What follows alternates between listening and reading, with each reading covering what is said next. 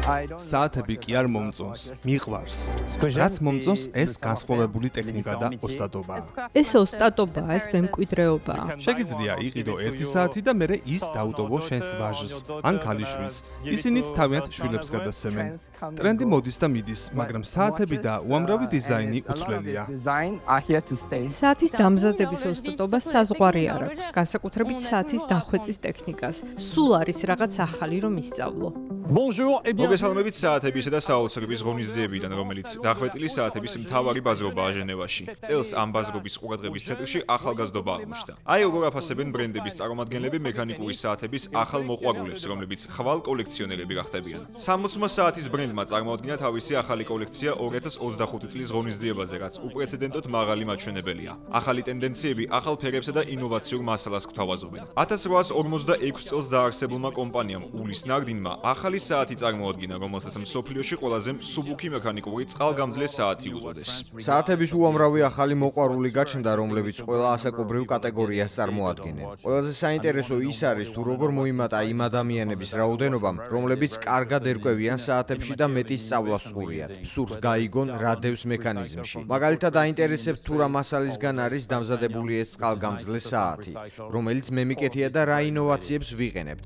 წლების განმავლობაში განუხრელი ზრდის შემდეგ ბაზრები ნორმალურ მდგომარეობას უბრუნდებიან. ინდუსტრიაში, რომელსაც საუკუნოვანი მექანიზმები და დროის მიერ გამოცდილი დიზაინები განაგებენ, ბრენდმა იუბლომ ამჯერად თავი ბრენდის 20 წლის იუბილისადმი მიზღვნილი კოლექციით გამოიჩინა, რომელსაც დიდი აფეთქება უწოდა და რომელშიც კაშკაშა ფერები ჭარბობენ.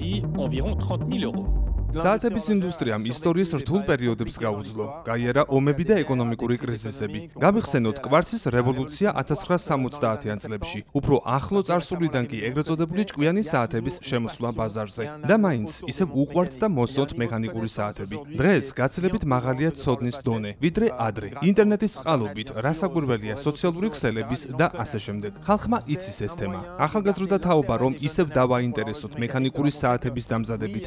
ნიშნულოვანია დავანახოთ მათ, რომ დიახ, ამ ინდუსტრიას დიდი ხნის ისტორია აქვს.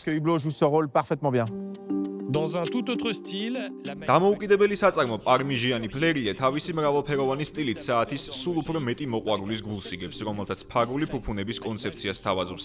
საათს, რომელსაც ამშვენებს დახვეწილი მუდმივი კალენდარი. რაც უფრო მეტად ფართოვდება, ბაზარი უფრო ტრადიციული ხდება. ასე რომ სულ უფრო მეტი ადამიანი ყიდულობს ერთსა და იმავე ნივთს. ეს უკვე მოხდა ავტომობილების ბაზარზე 50-60-იან წლებში. მე ყოველთვის ვამბობ, რომ არის ადამიანი, რომელიც ატარებს საათს და არის ადამიანი, რომელსაც საათი ატარებს.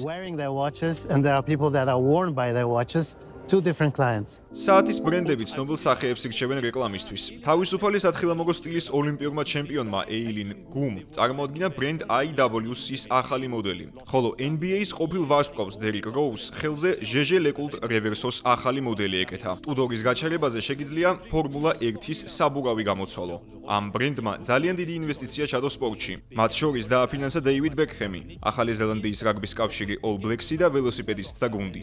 ტუდორი გაცილებით ხელმისაწვდომ საათებს თავაზობს საზოგადოებას.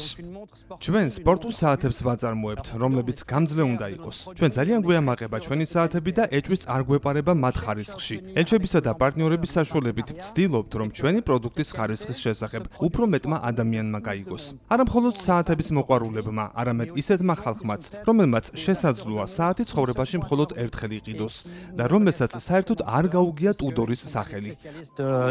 ეს ჩვენება საათის ინდუსტრიის ეკოსისტემის ფორუმის როლსაც ასრულებს. ამ ლაბორატორიაში ტექნოლოგიური სტარტაპები წარმოადგენენ თავიანთ სიახლეებს და მომხმარებელს თავაზობენ საათის შეკვეთით დამზადებას. ან უკვე ნაყიდი ძვირად ღირებული ნითის მიკვლევადობის სისტემის გაუმჯობესებას ბლოკჩეინის ტექნოლოგიის საშუალებით.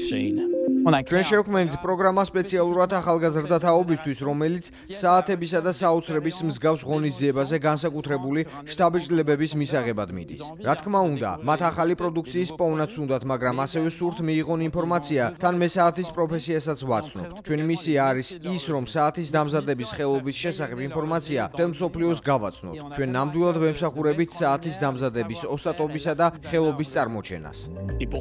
მომავალი მესაათეები რომ მოამზადონ, ამისთვის გამოფენის ბოლო 3 დღის განმავლობაში სემინარები ჩატარდა, რომლის კარიც ყველასთვის ღია იყო. საათებისა და საოცრების 2025 წლის გამოშვება დასრულდა. მომავალ წელს ისევ ამ ადგილას და ამავე დროს შევხვდებით.